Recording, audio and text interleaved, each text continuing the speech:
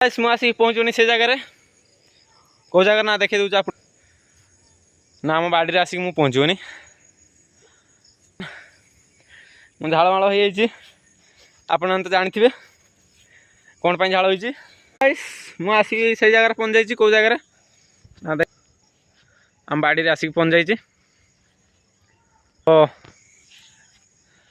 ଦେଖନ୍ତୁ ମାନେ ଇଏ ହେଉଛି ଉପକୂଳବର୍ତ୍ତୀ ଅଞ୍ଚଳର ସନ୍ଧ୍ୟାବେଳର ଭିଉ। ତ ଆଜି ଗୋଟେ କିଛି ନୂଆ ଭାବିଛି। କ'ଣ ଭାବିଛି ନା ଏଇଟା ପଡ଼ିଛି ଏତିକି ଜାଗାରେ କିଛି ନିଜ ମେହନତର କିଛି କରିବା।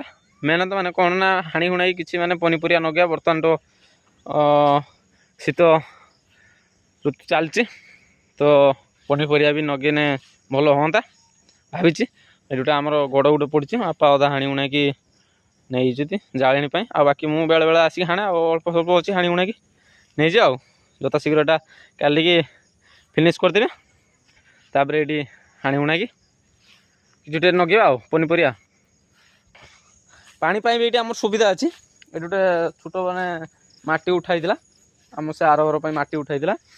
ଗଡ଼ିଆ ଟିକେ ଅଛି ମାନେ ବେଶୀ ନୁହେଁ ସେଇ 10 ଫୁଟ ପାଖାପାଖି ଗଭୀର ଭିତରକୁ ଅଛି। ପାଣି ବି ଅଛି ଏଇଠି ଦେଖିବେ। ତ ଭାବିଥିନି କ'ଣ ଆଜି କ'ଣ ଭାବିଛି ନା ନା ଏଇ ଯେଉଁ ଜାଗାଟା ଏଇ ଦେଖିପାରୁଥିବେ ଏଇ ଯେ ଜାଗାଟା ଏତିକି ଜାଗା ପାଣି ବି ଏଇଠି ପାଖରେ ଅଛି। ତ ଏଇଠି ଏତିକି କିଛି ମାନେ ହାଣି ହୁଣାଇ କିଛି ନଗେଇମି ଭାବୁଛୁ। ପାଣି ବି ଆଗରେ ପାଖରେ ଅଛି ତ ପାଣି ସୁବିଧାଟା ବି ଅଛି। ଆଜି ଏହା ଭାବିଛି ଦେଖାଯାଉ। ତ ଆପଣମାନଙ୍କୁ ମୁଁ କହି ରଖୁଛୁ ଯେ ଆପଣମାନଙ୍କର ଯଦି ଏଇକ ଜାଗା ଫାଗା ପଡ଼ିକି ରହିଛି ତାକୁ ମାନେ ପକେଇକି କିଛି ମାନେ ନା ଆପଣ ଟାଇମ୍ ୱେଷ୍ଟ କରନ୍ତୁନି। ଜାଗା ଅଛି ତ ଆପଣ ନିହାତି ସେଠି ଟାଇମ୍ ସ୍ପେଣ୍ଡ କରନ୍ତୁ।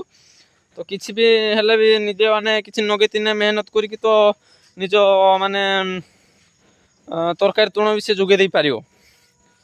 କମ୍ ସେ କମ୍ ଭେଣ୍ଡି ନଗେଇଥିନେ କି ବାଇଗଣ କି ଯାହା ବି ପନିପରିବା ନଗେଇଥିବେ ପରିଶ୍ରମ ଯଦି ନଗେଇଥିବେ ନା ତ ମାନେ ସିଏ ବି ଯୋଗାଇ ଦେଇପାରିବ। ଆପଣ ମାନେ କିଣିତେ ପଡ଼ିବନି। ଯେଉଁ ଜିନିଷଟା ଆପଣ ମାନେ ଯାଇକି ମାର୍କେଟରୁ ମାନେ କିଣନ୍ତି ତ ସେ ଜିନିଷଟା କିଣିବେ ନିଜ ମେହନତରେ ଯଦି ନଗେଇଥିବେ ତ ନିଜେ ତୋଳିକି ନେଇକି ଆପଣ ମାନେ କ'ଣ ନା ତରକାରୀ କରି ଖାଇପାରିବେ।